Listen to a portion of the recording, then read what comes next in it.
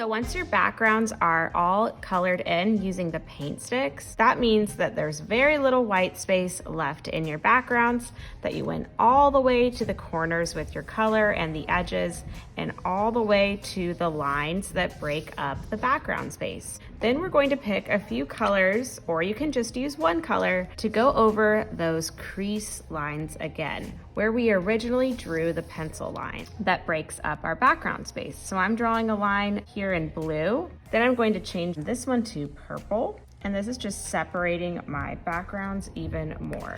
You can make each line a different color, or you can choose to just use one color.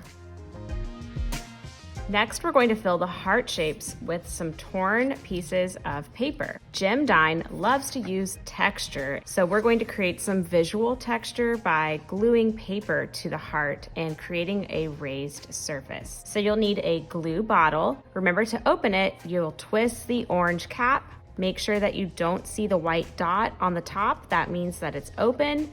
And then you can shake the bottle to move the glue to the bottom. Then we're going to put some squiggles of glue inside our heart.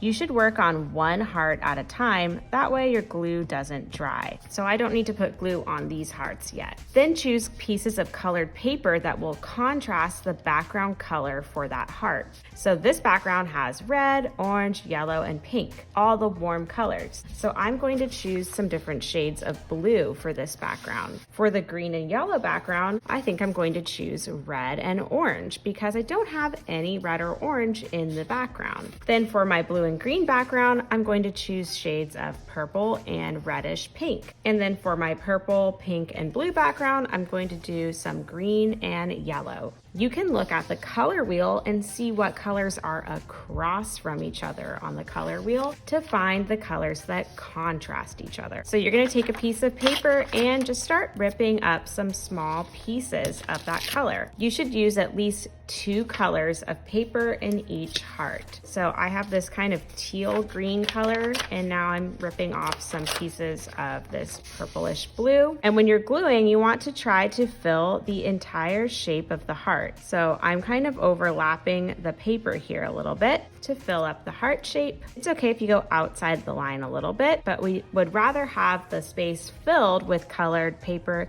than have empty white spots. So I'm trying to fill in the edges of the heart first. And we don't want to make any pieces of paper that are too big. If you have paper that's coming up, you can add some glue underneath.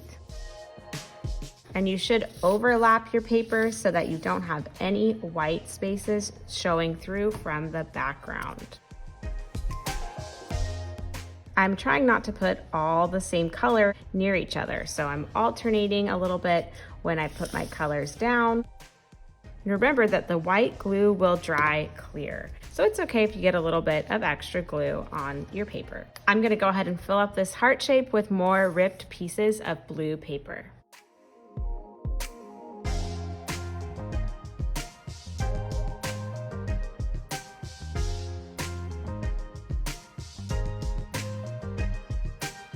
Now I've filled this entire heart shape, so I can move on to my next heart. And remember to glue one heart at a time, so you're only putting glue on the heart that you're going to work on.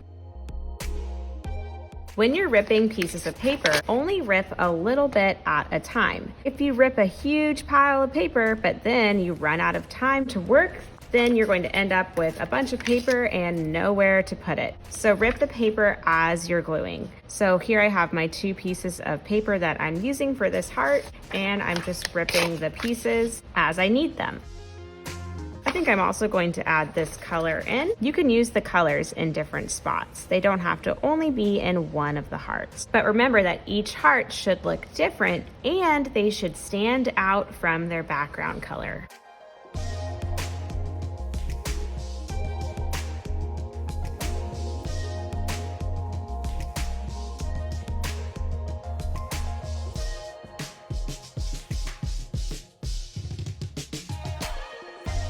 Now I can move on to filling my third heart with the torn pieces of paper. I'm going to use some shades of red, pink, and purple because it will contrast the blue and green in this background. Remember, contrast means that you're making different parts of your artwork stand out. We don't want the hearts to blend into the background.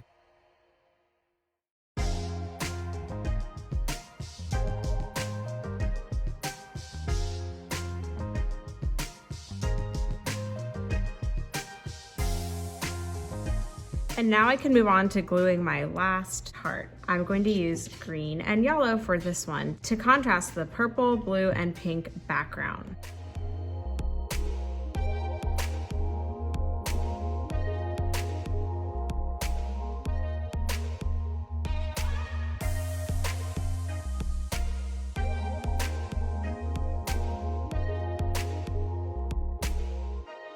When you're done, you can put your project on the drying rack so that the glue will dry, and make sure that you twist the orange cap of the glue bottle so that it's closed. With your small pieces of paper scraps, like ones like these, you can recycle them, but if you have big pieces of paper that you didn't use, we can save them and put them back for someone else to use. I hope you had fun adding torn paper to your Jim Dine hearts. I can't wait to see how yours turns out.